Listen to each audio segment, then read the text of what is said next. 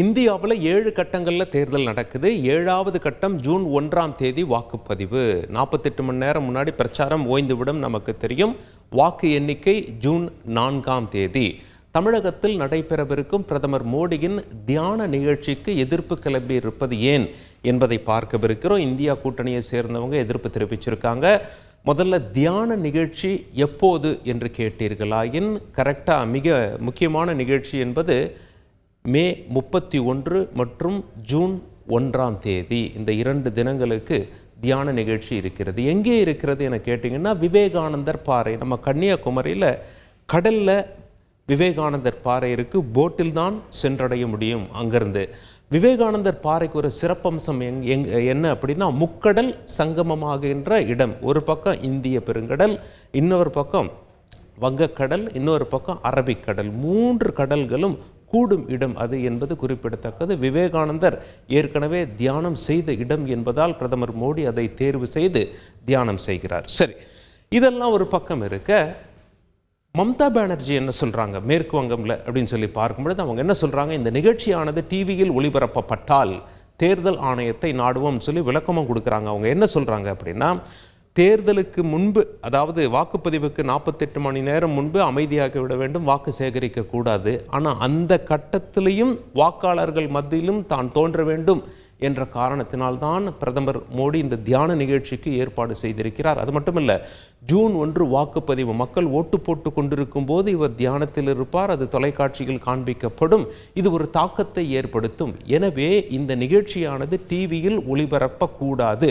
அப்படி ஒளிபரப்பப்பட்டால் நாங்கள் தேர்தல் ஆணையத்தை நாடுவோம் அப்படின்னு சொல்லி மம்தா பானர்ஜி சொல்லி, தியான நிகழ்ச்சிக்கு கேமரா எதற்கு என்ற கேள்வியும் முன்வைத்து பிரச்சாரத்தில் ஈடுபட்டிருப்பது குறிப்பிடத்தக்கது. அது மட்டும் இல்லை, பிரச்சாரத்தில் மம்தா பானர்ஜி என்ன சொன்னாங்க அப்படின்னா, காங்கிரஸிலிருந்து பிரிந்து வந்து திரிணாமுல் காங்கிரஸ் கட்சியை ஆரம்பித்து 34 வருடம் மேற்கு வங்கத்தில் பொறுத்த வரைக்கும் கம்யூனிஸ்ட் கட்சியினுடைய கோட்டை, அந்த கம்யூனிஸ்ட் கட்சியினுடைய கோட்டையை நான் தகர்த்தேன். பாஜகவையும் அவ்வாறே நான் எதிர்கொள்வேன். கம்யூனிஸ்டை வீழ்த்துவது சாத்தியம் என்றால் பாஜகவை வீழ்த்துவதும் சாத்தியம். இப்படிலாம் வாக்காளர்கள் மத்தியில் பேசியிருப்பது குறிப்பிடத்தக்கது. மேற்கு வங்கத்திலையும் 7 கட்டத்தில் தேர்தல் நடக்கிறது நமக்கு தெரியும். சரி, நிகழ்ச்சியை ரத்து செய்ய கோரி ஏற்கனவே தேர்தல் ஆணையத்தில் புகார் மனுவே கொடுக்கப்பட்டிருக்கு. யார் கொடுத்திருக்காங்க அப்படின்னா, திமுகவும் காங்கிரஸ் கட்சியும் கொடுத்திருக்கிறார்கள். இதே காரணம் சொல்லி தான் கொடுத்திருக்காங்க. அதாவது மாடல் கோட் ஆஃப் கான்டக்ட் என ஆங்கிலத்தில் அழைப்பார்கள். தேர்தல் விதிமுறைகளை மீறும் செயலாக இதை இருக்கிறது. எனவே இதை தேர்தல் ஆணையம் அனுமதிக்க கூடாது அப்படின்னு சொல்லி கொடுத்திருப்பது குறிப்பிடத்தக்கது. சரி, அப்படி அங்கிருந்து நம்ம வேறு ஒரு விவகாரத்திற்கு வருவோம். கோடி கோடியாக குவிக்கும் ஹெலிகாப்டர் நிறுவனங்கள். இது தேர்தல் காலம். தேர்தல் காலம் என்றாலே தேசிய கட்சிகளாகட்டும் மாநில கட்சிகளாகட்டும் ஹெலிகாப்டரில் புறப்பட்டு விடுகிறார்கள். ஹெலிகாப்டரை பற்றின ஒரு மிக முக்கிய செய்தியை சொல்வதற்கு முன்பு அது சம்பந்தப்பட்ட காட்சிகளை பார்த்து விடுவோம்.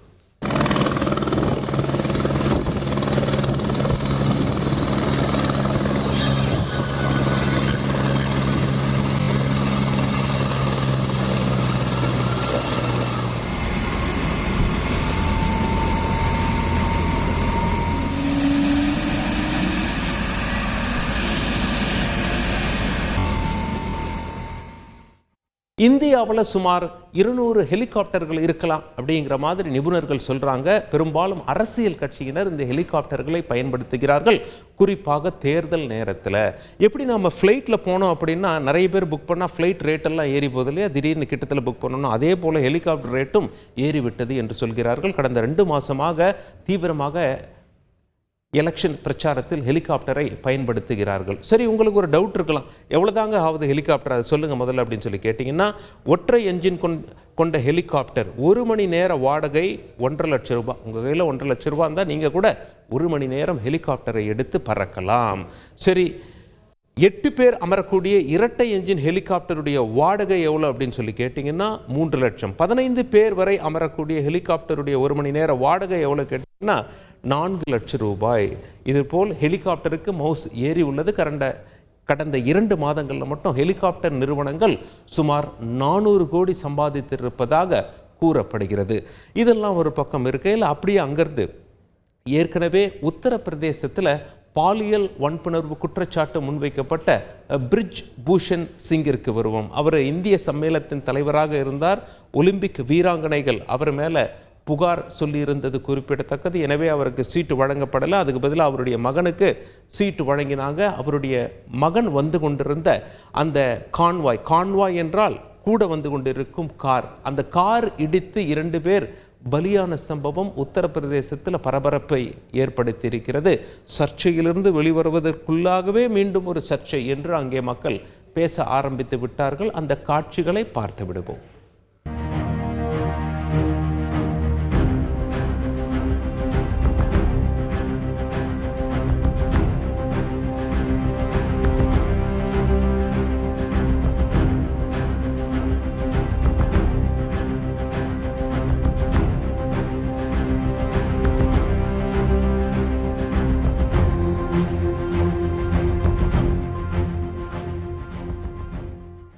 பாஜகவில் எம்பி வேட்பாளராக களத்தில் இருக்கிறார் பிரிஜ் பூஷன் சிங் அவர்களுடைய மகன் உத்தரப்பிரதேசத்தில். சரி, அங்கிருந்து அப்படியே நாம கர்நாடகாவுக்கு வருவோம். பாலியல் பலாத்கார வழக்கு.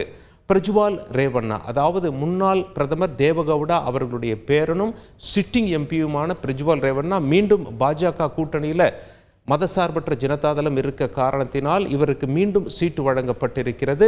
இவர் ஜெர்மனி சென்று விட்டார். காரணம் என்ன? பாலியல் வன்புணர்வு சம்பந்தப்பட்ட சுமார் 2000 வீடியோக்கள் கொண்ட பென் டிரைவ் லீக் ஆகிவிட்டது.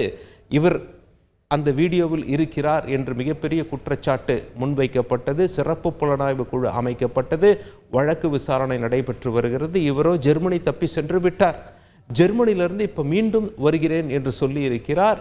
ஜெர்மனியிலிருந்து வந்த உடனே இவரை விமான நிலையத்தில் வைத்தே கைது செய்வதற்கு சிறப்பு புலனாய்வு குழு தயாராக பெங்களூரு சர்வதேச விமான நிலையத்தில் இருக்கிறார்கள். வருவதற்கு முன்பே என்ன செஞ்சிட்டாரு, நீதிமன்றத்தில் ஒரு மனு போடுறார். எனக்கு முன் ஜாமீன் கொடுத்துருங்க, ஆன்டிசிபேட்டரி பெயில் கொடுங்க அப்படின்னு சொல்லி. இந்த வழக்கை விசாரித்த நீதிமன்றம் அப்படியெல்லாம் கொடுக்க முடியாது அப்படின்னு சொல்லி அந்த மனுவை தள்ளுபடி செய்து விட்டார்கள். எனவே அவர் பெங்களூரு வந்து இறங்கிய உடனே அவரை கைது செய்து அழைத்து செல்வார்கள் என்று தெரிகிறது. செய்திகளை உடனுக்குடன் தெரிந்து கொள்ள உடனே சப்ஸ்கிரைப் பண்ணுங்க.